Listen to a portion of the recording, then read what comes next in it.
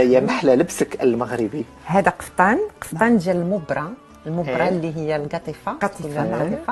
هذا قفطان المبرة مخدوم بالصم اللي هو السقلي الحر. وهذا هنا معمول بالضفيره والعقاد. الخدمه ديال المعلم. وهذا الطرز الرباطي. هذا اللي معمول هنا على الكتاف لانه الصدر ما فيش الخدمه كنسميوه تخمال ولا الشمار بحسب فين حنا في المغرب. وهو كيجي هكذا ملفوف حول الظهر وفيه واحد نفس الشوكه. هاد الشواكي اللي هنا كتكون في الظهر هكذا قابطه.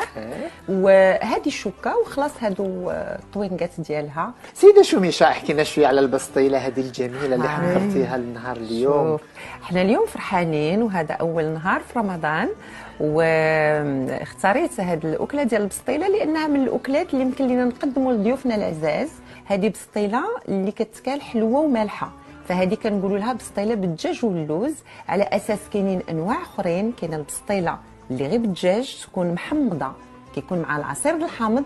نلقاوها في مدينه تطوان ونلقاوها في مدينه اسفي. وعاد كاينه البسطيله تاع اللوز غير اللوز بوحدو.